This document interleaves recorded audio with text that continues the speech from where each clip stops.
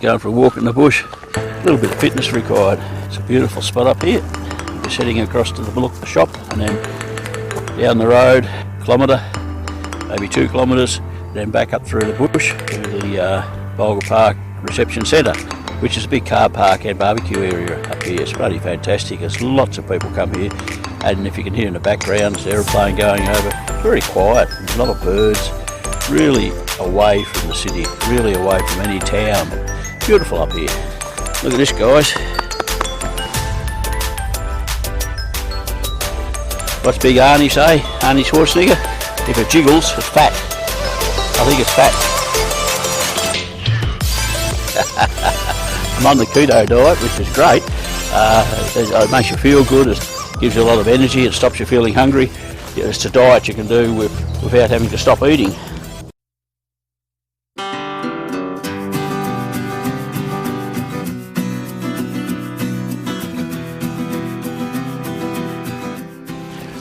That's the park entrance just there.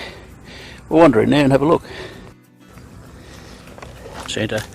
It's a car park with barbecues and many walks going everywhere, including the Grand Strzelecki track, which is fantastic for people who do a lot of walking, serious walkers, and little sections for people not so serious.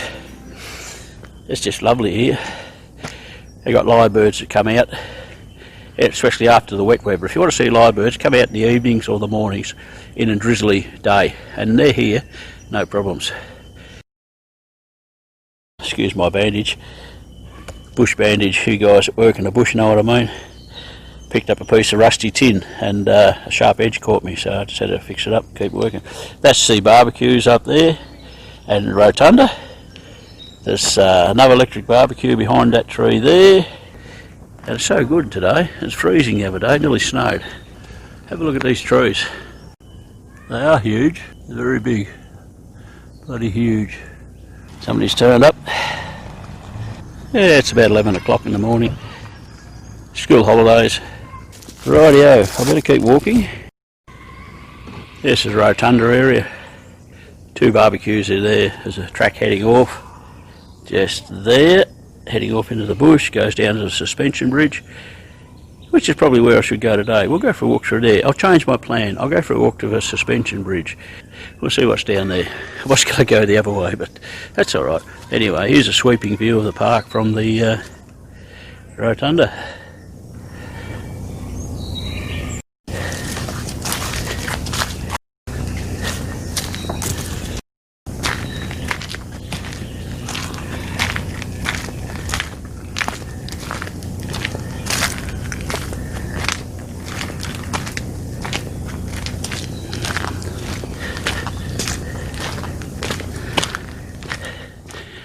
Got to be careful, the snakes are out this time of year. Snakes are coming out from hibernation over winter. They'll be around somewhere.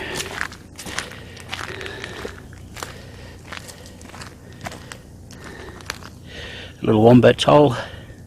Had a bit of a dig there last night. Something I've learned to appreciate in Australia, in the southern part of Australia, we don't have predators like as they do in USA, Africa countries, Asia even. Like if you're walking through this country in Asia, you're liable to see, and I have seen, huge pythons, 3 metres, 4 metres, Burmese type pythons. Here we've got a lot of snakes. We've only got about 5 snakes in Australia. We've only got 3 snakes in Victoria. 3 main snakes, there's probably other ones, but 3 main venomous snakes. Tiger snake, black snake, copperheads. That's about it.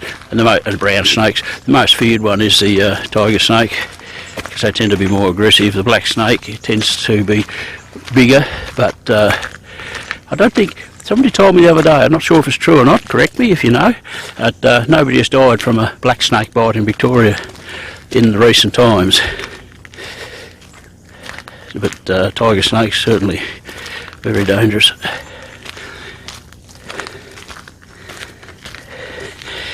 Anybody who subscribes to my channel will know I've got an enormous amount of different types of videos, different subjects. But really, give us a comment on things you'd like to see a little bit more in depth on any video. I don't even know what that leaf there is, what that tree is. I don't even know. It's really sad, but you know, really sad. But it's just beautiful being here. I do know probably more about the trees than the average person, but nowhere near enough, because I didn't grow up in this area. I was born here and then shifted away when I was a little kid, when I was a toddler. So I don't know a lot of stuff that you pick up, that people pick up growing up in the bush in a certain area. Look at this. It's bloody beautiful. I'm just going to walk along here, walk and talk. There you go. Somebody's a balm mint bush with the purple flowers. That's good, because I don't know. But I know 10 minutes ago I was sitting down looking at Facebook, stuff like that, wasting my life away. Looking at Facebook, looking at your phone, wasting your life. I saw a TEDx video the other day about how boredom is a good thing in life, because it makes you do things. Okay, it's a bit controversial. You might say, oh, it's just stupid talk. Okay, I'll explain it a bit deeper. If you're bored, you go and pick up your phone nowadays. In the old days you'd pick up a book, a novel, or you'd do a jigsaw, or do something if you're bored. But if you haven't got those distractions, especially nowadays with the phone and Facebook, YouTube, Reddit, if you haven't got those distractions, you can actually go out and do things. So boredom is good. And the other thing he said on that thing, which is very interesting, he said that looking at Facebook gives you the same, what is it, dopamine or some hormone or whatever it is. Look at this little valley here. Get my camera right. Dopamine, it gives you, looking at Facebook and stuff, gives you the same release of hormones into your body and the good feeling, I think it's dopamine, I'm not really sure, as having sex does. So no wonder so many people sitting on the train and on the bus are looking at their phones. They're getting the same emotional satisfaction as having sex, he reckons. So it's interesting. Look at this here. Look at it. There's 20 to 50 people a day walk along this track. Look at this.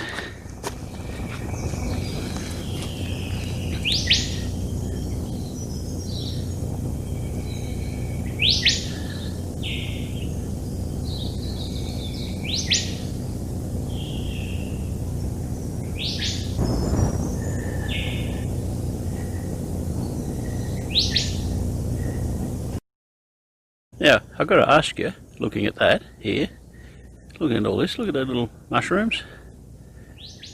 I've got to ask you, is this better than sitting down looking at Facebook? Is this better than wasting your time away? It's fantastic. And I'll guarantee there's somewhere near you that you can go and look at this stuff. Have a look where I'm looking now, just over here. So I'll spin around, spin around, spin around. Have a look at that tree fern, it's bloody magnificent. See? Now, Zoom and Betty, Cowboy Jojo, 2 channels that I look at a lot.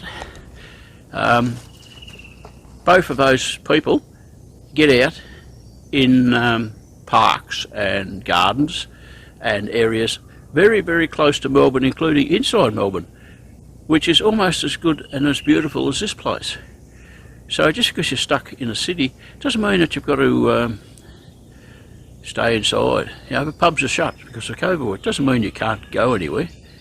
Look what I've got. Oh, look what I've got to be wearing now. I didn't put it on.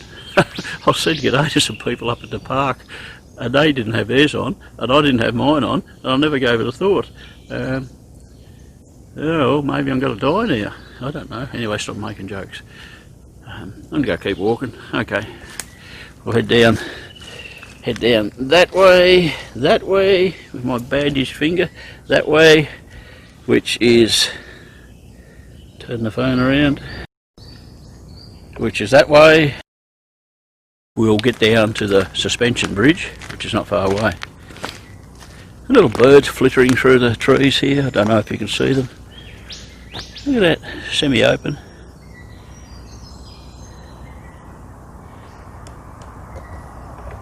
"50 years ago,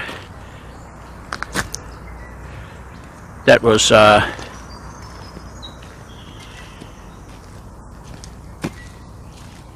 no, I was going to make a mistake there. I was going to say 50 years ago that was a farm. I'm telling a lie. Actually, this part here, it was always Bulga National Park, but it's been increased to include some ex-farmland, and it's one of the first national parks in Australia. The old boys back in the old steam engine days, almost prior to cars, decided that it was so beautiful they going to make a national park. So we did, Tarra and Bulga National Park. But there's parts, what I was going to say is parts that were farmland in 50 years have grown up to be exactly what I was saying back there. Okay, forget about the beautiful bush for a second or two. I've got about 300 subscribers. I'm putting a call out. I need someone to subscribe. You might never look at me again, but if you give me a subscription, that just makes it like a tick of approval for me. And you've got to have 1,000 subscribers to be on the lowest level of acceptance in YouTube. Otherwise, you're just a person taking holiday photos, more or less. But my son said, don't worry about subscriptions, don't worry about views, just make videos you will like to make. Look at this. Wow, have a look behind me here. Look at those trees. I'm sure you can hear the birds singing. Little finchy things. We're coming down onto the other entrance to the suspension bridge.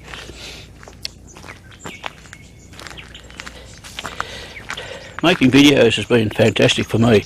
It's taught me how to speak better, because I have to listen to myself and have to edit it all, and I realise all my flaws that I've had over the years of my speech patterns. Still got a long way to go, but that's the track I've just come down. Here's a little comment. See the tape? That's not Corona. Has to keep the dickheads in four-wheel drives. Now, let me say, I've got a four-wheel drive, and I know lots of people have got four-wheel drives. They don't do this sort of stuff. Come in here, idiots, in a beautiful lawned area, and just churn the shit out of it for no other reason that there's no one around to book them if they do it. So they just come and do shit like that. Look out, here comes some people on their bikes. I wonder if I can film this. Can you hear them coming down the hill?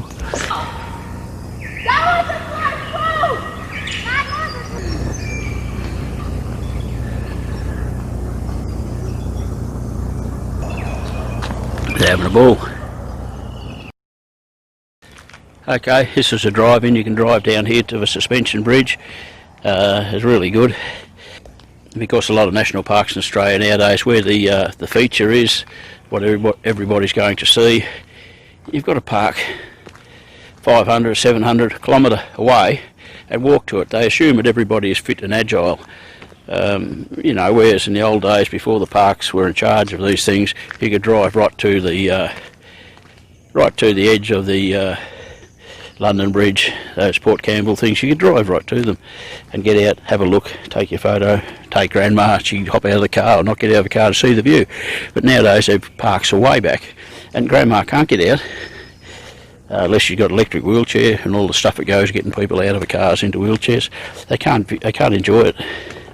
It's really sad, but anyway, that's what they do. Have a look down there. Put the camera in. This is looking over the cliff.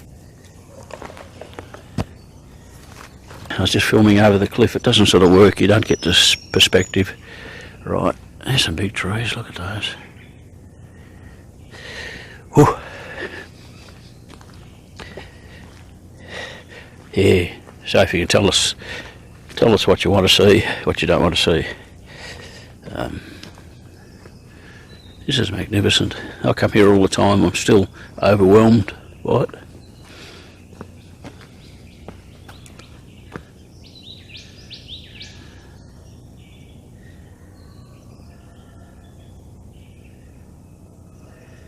You can hear all the people, the children, or young people, talking loud, laughing, having fun, away from their devices, just having fun. Do a bit of experimental footage here.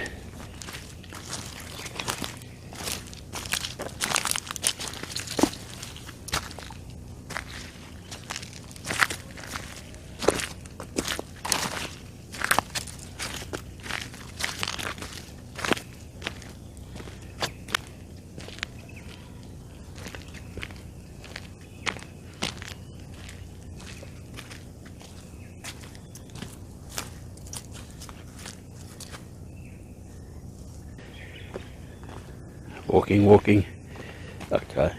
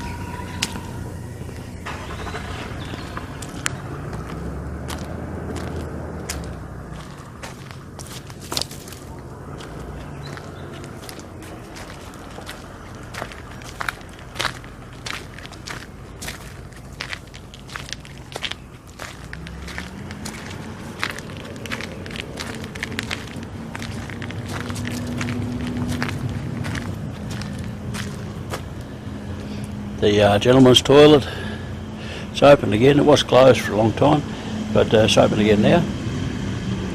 Old school concrete bricks. I'll show you something that's called a widowmaker. You don't see them a lot. We'll go, oh sorry, most people don't see them a lot. I see them. Okay, this is called a widowmaker. That's a good example of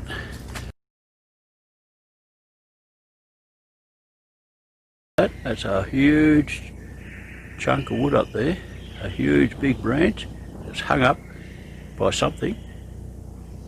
That would be 10 foot long, a foot and a half thick, that big branch hung up there, about 80 metres or so off the ground, just waiting for a windy day to fall on someone who's walking through the bush. And there's a lot smaller, a piece of branch about the size of a broom handle, if it fell down directly and hit you on the head, is enough to kill you. Wow, have a look at that one. She's a big one.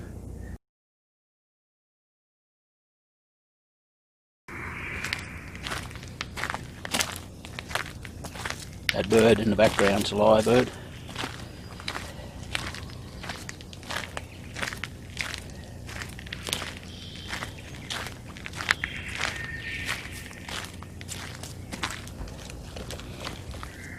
That's their natural sound. They do mimic all the other birds and you wouldn't tell the difference. But that's their natural sound.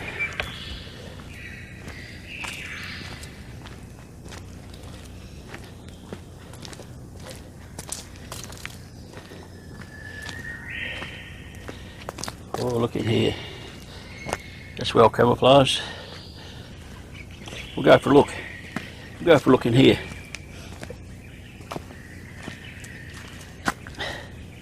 Wow, is that old school or what? Made of logs in the old-fashioned way. Been here a long time. Tell by the moss. You can tell by the construction methods. You know. And they got some water.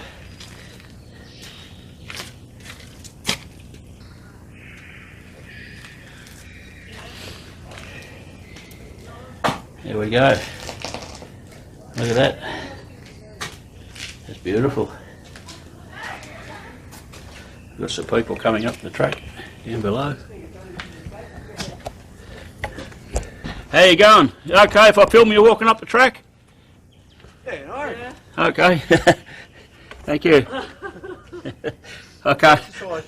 I'll have to get up further. I can't see you from here. Too much bush. Bloody beautiful day. Oh dear. No worries, thanks for that. Oh, get you. Right. Track comes here. There you go. Was this the original part? Yeah, this has been here forever. This one. This shed, yeah. This was the original way you used to come, I think. Yeah. Okay, I've just cut that bit out. I didn't record that. I was having a conversation with the hikers. Turns out that have a look at that for a tree. Wow. It's just magnificent. Yeah, it turns out that they come from Casterton, which is a place I worked in. Doing something a bit different here. Look at this. I'm sure I'm not the only one that's done this. A tree hugger. That's a big tree, eh? Whoa, I'm only hugging. Okay, we march further. That's the lyrebird. People overseas might know lyrebirds. I think they're called lyrebirds because the tail feathers resemble a lyre, a musical instrument. It's also they're called lyrebirds. The common thought on lyrebirds because they always mimic perfectly other birds and other bush noises, from chainsaws to camera shutters, perfectly, and cockatoos and everything, and you're not sure what you're listening to.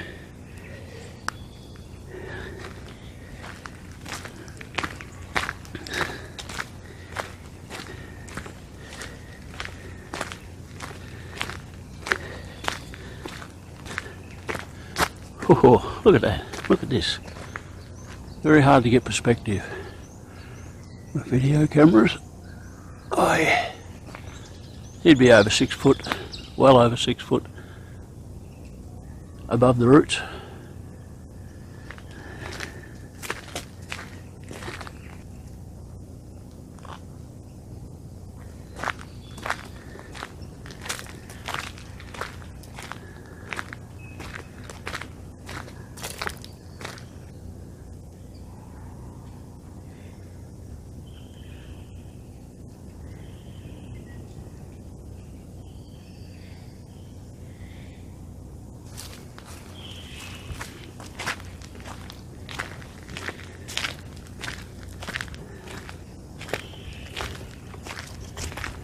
A little bit of a log that's fallen across the track.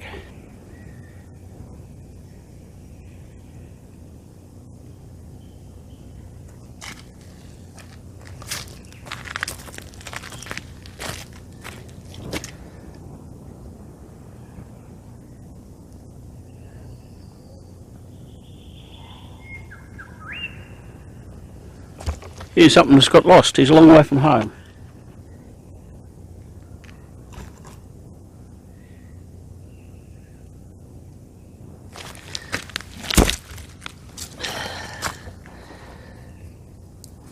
Little sea creature.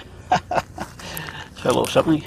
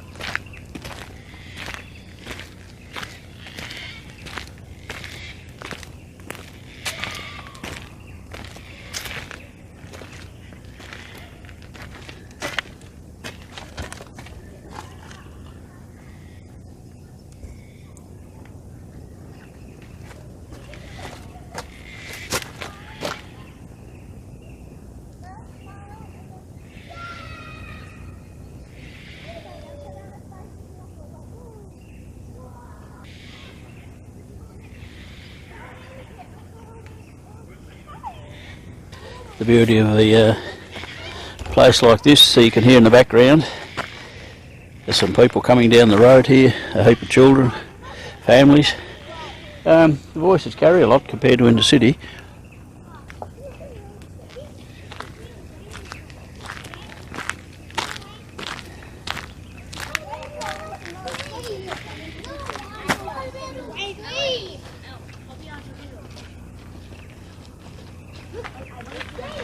Kings of the forest. Eucalyptus reginus. The tallest flowering plant in the world. That's a big statement. 75 metres is only 2/3 the size of the largest recorded mountain ash. So what would that be, 100 metres? Bit of a chair. Have a rest. Big valley down there. The suspension bridge is just down the bottom here. Goes across the valley. It was rebuilt recently. It originally was shifted. It used to cross the river at Alberton, near Port Albert. Used to cross a creek and river flats down there. And then somebody relocated it up to here, which is a fantastic thing because people just come from everywhere to see the suspension bridge, which in itself is not such a not such a big deal. Yeah, it's nice, but it's amazing how you just have a little key thing like that and people will come. It's really nice. It looks down on top of all these tree ferns. Looks down on the top of them. Okay, a viewing platform. Ooh.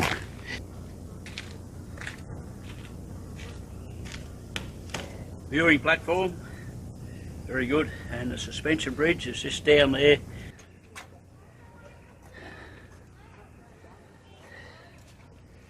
There's the suspension bridge.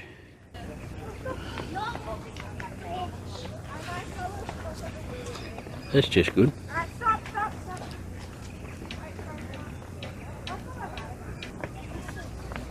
you serious? You don't trust me.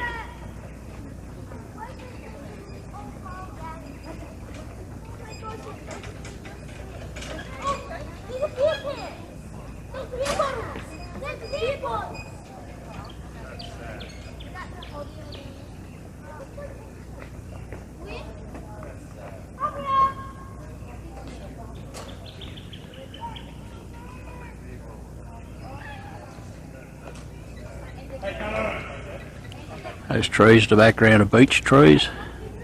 They've got a lot of them in Tasmania and in this wet climate, which is very similar to Tasmania here. Apparently they used the beech trees timber as stocks for the 303 rifles during World War II. There's a bit of useless information. I'm sure they use many other timbers as well, but the beech tree timber must have been favourable. There you go, there's people not using their devices, as they say, not using their phones, not using their computers and stuff. Just doing instead of watching. That sort of sums up devices, doesn't it? You're watching, mostly you're watching. Just watching to relieve the boredom of life. Instead of talking to people, you look on Facebook and click what other people are doing. Everybody gets on a suspension bridge, has got to try and rock it. Got a bit of a rock up there. Oh my God, this is lovely. Some more people.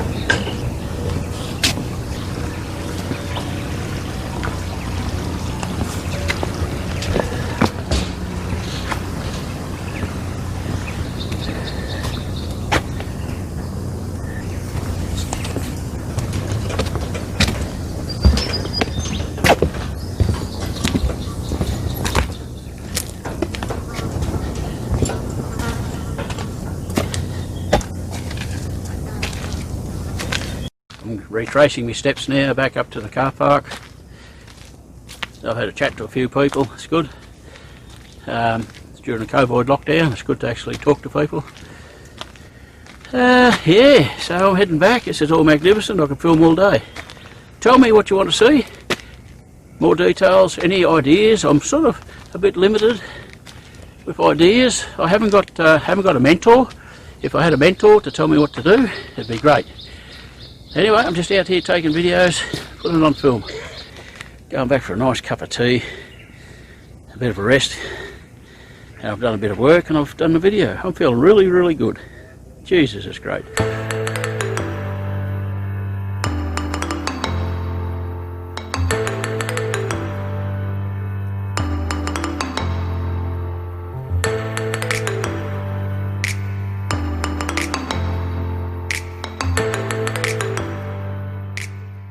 That's the wombat's hole. That's what the wombat lives in, right on the edge of the track here. As you can see, there's no one home at the moment. A lot of sticks, but I do know the wombats move around from hole to hole, burrow to burrow. They might have an active one, and then in a couple of months I'll go to one like that that's got sticks in it and clean it all out and move into it again. That's just a typical wombat's hole. Or sometimes they've got a couple of entrances and more active than that, but that's a typical one. Just walking along before, some things you can't capture. Like it was a little wren, it wasn't a blue wren, but the size of a blue wren, little fluffy brown wren. He's flittering around my feet. He's got no regard for me whatsoever, not the slightest bit fearful. Flittering around my feet, and then just flitted off and into the scrub, into the ferns, just doing his stuff. But it was way too quick for me to get the camera out and film it. I've got a lot of admiration for the wildlife photographers like Attenborough and such who get that stuff, but if you ever watch the docos on it, sometimes they sit for months and months to get 1 minute of footage, which an amateur like me just can't do.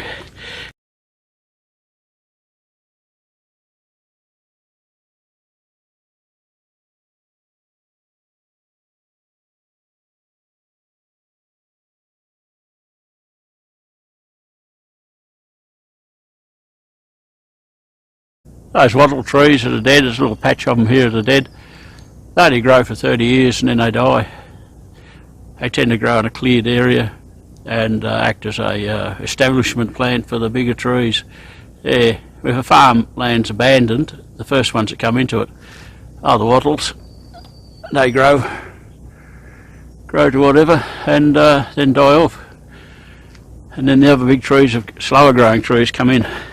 Sort of an establishment of going back to the forest. And that's an observation I've got, is all you got to do to regrow forest is just on farmland is just keep the cattle off it, and in 20 years, 30 years, it's back to forest again. Easy peasy. All the seeds come around, they're all there.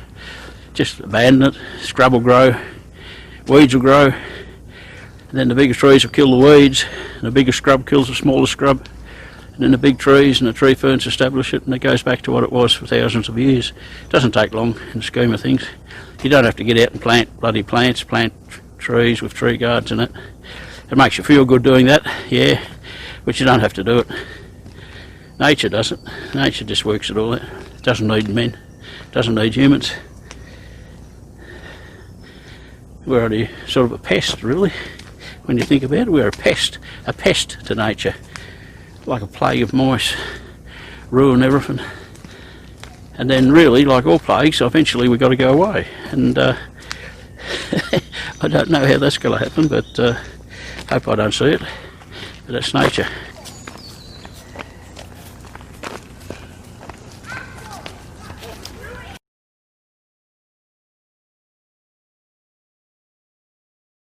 About it. I'm going home for a cuppa. Fantastic. It's the best thing I've done for a long time, going for that walk. Bulga, Tarra National Park, Victoria. Not too far from Melbourne, near Treehugger and near Yarram on the bridge. Very good, worthwhile, absolutely recommend it to anybody and everybody, all ages.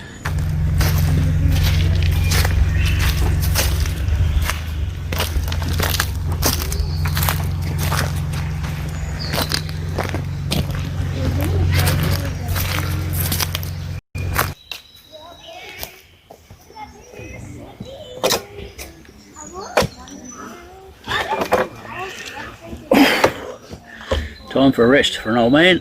Bloody love it. Somebody wrote a book, Pacey, I think, My Fortunate Life. Yeah, my life's been really fortunate. I've been blessed in so many ways. Absolutely fantastic. So I better say thank you. Thank you to my parents for giving me the right direction. Thank you to all my mates who helped me along the way. Sometimes I got off the track a bit, but some people gave me advice to get back on the track. Thank you to everybody, because people are the key things that have made my life so well, made my life so enjoyable and so rewarding. People.